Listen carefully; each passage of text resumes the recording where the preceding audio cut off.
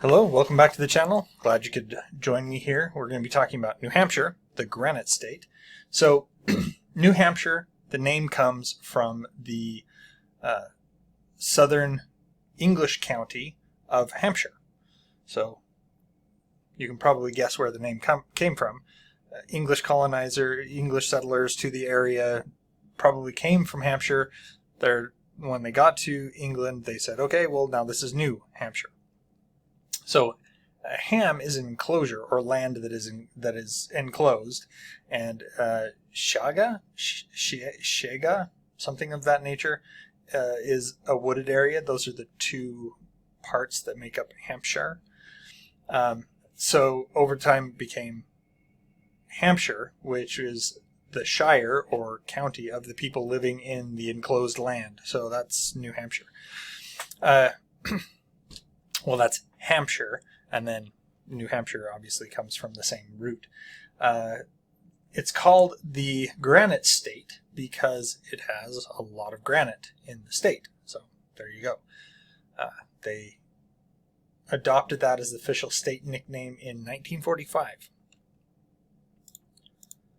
So New Hampshire. It attained statehood June 21st, 1788, making it the ninth state to join the Union. The capital of New Hampshire is Concord. It has a population of 1.3 million, making it the 41st most populous state. It has an area of 9,349 miles squared, which is roughly 24,214 kilometers squared, making it the 46th largest state. And the largest cities are Manchester, Nashua, I hope I said that right, Concord, and Dover. When you get to New Hampshire, you'll find that a lot of the cities and things have roots in England. And it's because in the early 1600s, the 1620s, the English were the ones that colonized the area first. So because of some conflicts and things with the area, the borders between colonies and things, New Hampshire, the area, came under the control of the Massachusetts Bay Colony until 1679, when it became its own separate royal colony. Then we have the American Revolution that happened in the late 1700s, and actually a lot of influential battles or maybe not a lot, but several influential battles, Battle of Bunker Hill, Battle of Saratoga, were both fought in New Hampshire. A lot of supplies and men came from New Hampshire to the Continental Army at that point in time. In fact, the state motto is "Live Free or Die," which ties directly back to the sentiment of the colonists in the Revolutionary War. It was, we are going to be free or we are going to die. And that is their continues to be their state motto. Statehood 1788. So if you know about the history of the United States, you'll know that New Hampshire was one of the original 13 colonies that made up the United States, that formed the United States. We have the 1800s where industrialization became a big factor in the growth of the state. Textiles was the big thing. There was a lot of growth in the state as a result of those textile mills and manufacturing centers. Manchester in particular was a center of that industrialization. Then we have the 1900s with the abolition movement, and actually the abolition movement happened in the 1800s, and I don't know why I put it here, but anyway, we have the suffrage movement. So the John Hale Parker was one of the advocates from New Hampshire that was advocating for the end of slavery. And then we have the 1920s. New Hampshire ratified the 19th Amendment, which was the amendment in the U.S. Constitution that gave women the right to vote. And then we have the modern era, which obviously there's a lot more manufacturing and technology and whatever else that came in to influenced the growth of New Hampshire. But we also have, the growth in tourism that happened at the end in the modern era. And New Hampshire is actually quite well known in the United States for its tourism and some of the tourist activities. Again, we'll get into that later. So, New Hampshire, the geography and climate, it is part of the Appalachian Mountain Range.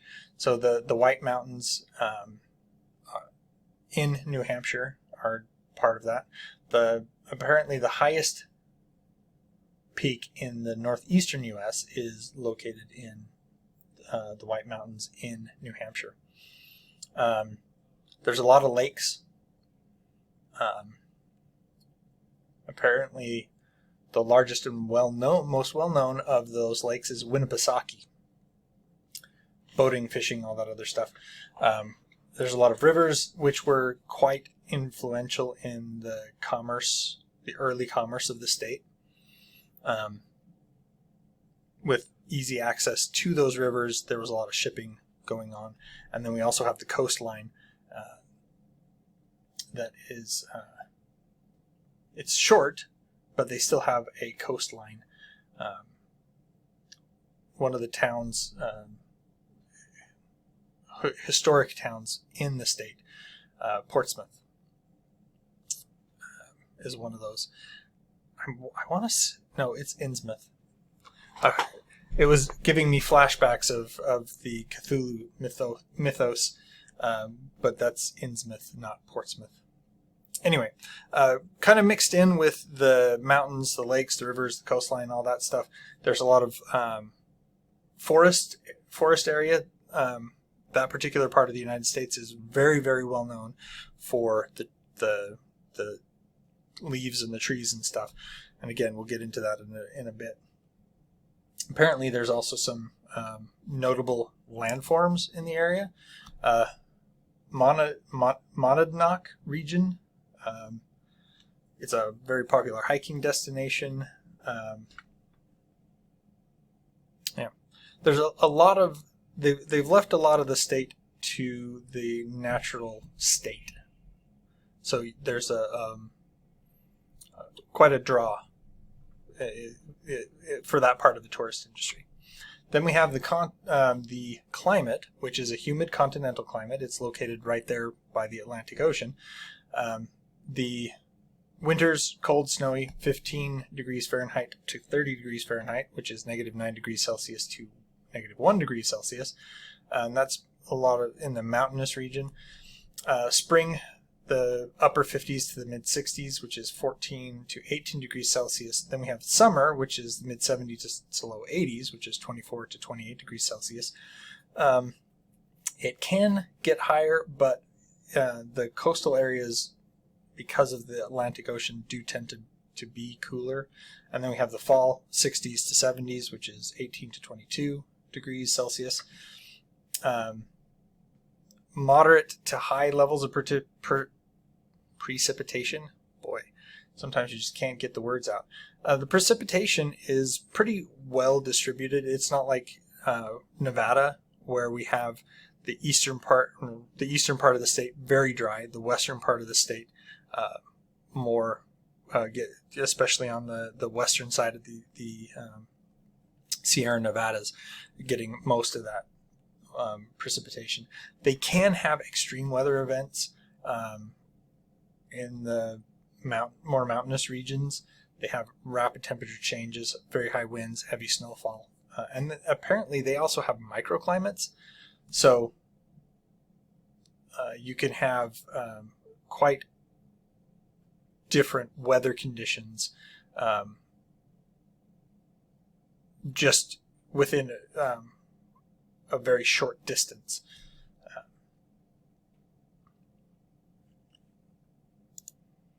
All right, getting into the industry of New Hampshire. So New Hampshire is known for manufacturing, tourism and hospitality, healthcare and biotechnology, education and research, finance and insurance, technology, retail and trade, construction and real estate, and renewable energy and environmental technology. So in the manufacturing area. I'm about to say era, but it's area. Bay Systems, Albany International, Hypertherm, Analog Devices, Velcro Company. It's based in New Hampshire. We'll get into the tourism and hospitality later. Healthcare and biotech, we have Dartmouth Hitchcock Health, we have Celdara Medical, Adimab, Cooks and Pierce. Into the education and research, we have Dartmouth College, University of New Hampshire, Keene State College, Plymouth State University. Into the finance and insurance, Fidelity Investment, Eastern Bank, St. Mary's Bank, Triangle Credit Union. Into the technology, Oracle Corporation, Deca Research and Development, Skillsoft, Single Digits. Into the retail and trade, Walmart, Target, Home Depot, Lowe's. There's a lot there. Construction and real estate, Hutter Construction, Methuen Construction, Procon, Turnstone Corporation. And then we have in the renewable energy and environmental technology, NLX, Revision Energy, Granite Shore Power, SustainX, Normando Associates, Borrego Solar, and the list goes on. But those are some of the big ones. Tourism in New Hampshire. New Hampshire, as I mentioned previously, is very well known for its trees. And so there are a lot of scenic drives in New Hampshire where people flock to New Hampshire to go and look at the changing the leaves as they change color in the fall.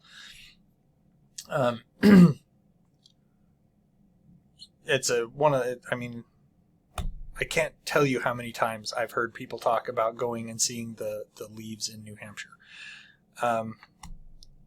Not really, I don't care. I can walk outside and see the leaves changing color in my front yard. I don't need to go to New Hampshire for it. I'm sure it's spectacular, but don't care. But hey, if that's what you're into, go for it. They're going to welcome you. There's a ton of stuff to do there. Again, because they've tried to emphasize the natural resources of the state, they have hiking and a lot of outdoor activities, hiking, biking, camping, all sorts of stuff. Winter activity, they have skiing, snowboarding. There's lake activities, so boating, fishing, kayaking, swimming, all that kind of stuff. We have the historical sites. I mentioned Bunker Hill and Saratoga before, but there's also the Strawberry Bank Museum in Portsmouth, Canterbury Shaker Village, the Robert Frost Farm. A lot of stuff there. There's the Seacoast region, so there's Portsmouth and Hampton Beach. One thing that for some reason, I'm not entirely sure on this, but the New England area of the United States is very, very well known for antiquing. So not only will people go drive to see the leaves change color, they will go to New England to be able to buy antiques. So it's one of those interesting things about, like I said, couldn't tell you much about that, but apparently if that's what you like, there you go. I'm sure that like what we would consider an antique here in the United States may not be what the rest of the world would consider an antique, considering that the United States really doesn't have all that much history, not when compared to, say, the rest of the world. Maple sugaring. This is another thing that the state is well known for. You can experience what it's like to make maple syrup. Maple syrup is delicious. I love maple syrup. I don't know how to explain it. Basically, they take the sap from the tree and they refine it and they add sugar to it, and and it becomes a very sweet, sugary topping. But yeah, that's maple sugaring. I have a picture here with these. You can see these metal cans hanging from the trees here. Those are to collect the sap from the trees. Okay, my favorite part of the tour through New Hampshire is all the weird stuff. So, picking up seaweed at night in Newcastle is illegal.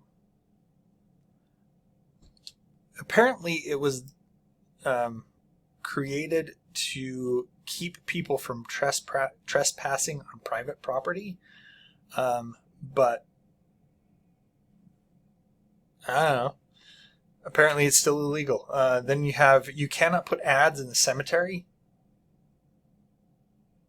I don't know why anybody would actually want to put an ad in the cemetery. That seems like the ultimate in bad taste. Eating and driving. You cannot eat and drive in New Hampshire. You will be pulled over and fined for distracted driving. In Claremont, you need to have the mayor's permission to hold a parade. Oh, yeah. You cannot...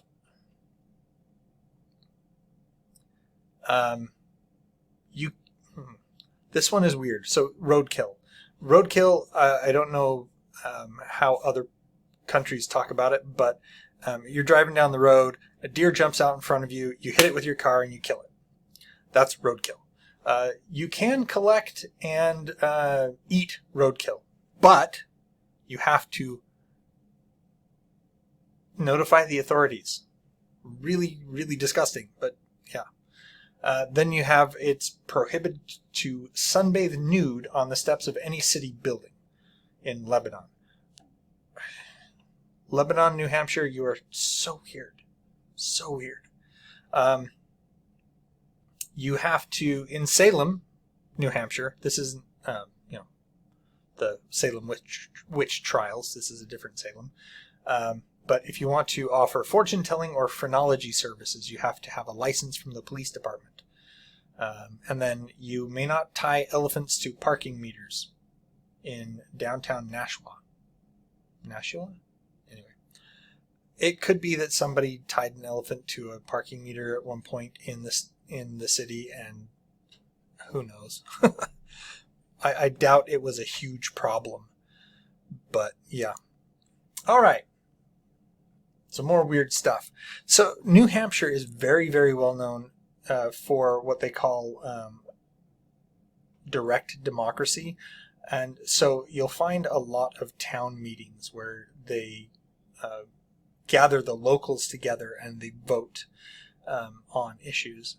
I mean, yes, democracy is hugely important in the United States, but even in the town that I live in, we don't have those kind of town meetings. We will have town meetings where, people will come and they'll hear about issues and stuff, but they won't vote on them there. They'll vote on them in the next election. New Hampshire is one of the very few states that has no seatbelt laws. So you do not require, they have no laws requiring seatbelts for minors or adults. Yeah. Their state motto, I mentioned this before, live free or die. There's tax-free shopping, so they have no sales tax in the state, which would be awesome. It'd be awesome. Yeah. There are a lot of moose in the state. So this is a picture of a moose right here. And let me just say that moose are massive animals. This picture does not do it justice. They are massive, massive, massive. You don't screw around with a moose. It will kill you so quick. I mean, yes, it's like a giant deer. It just eats plants and stuff. But it will take out a car easy if it's ticked off. So you leave the moose alone. These things are bigger than horses. Like, only the largest, like Clydesdale horses are bigger than a moose. They're massive animals. They have the diner and dairy bar kind of culture. So there's a lot of roadside diners and ice cream stands, comfort food kind of things that are just all over the place in the state. And they have toll roads. Not a lot of places in the United States have toll roads. So yeah, I mean, there are places. Most of the places that I can think of, I've never actually driven on a toll road.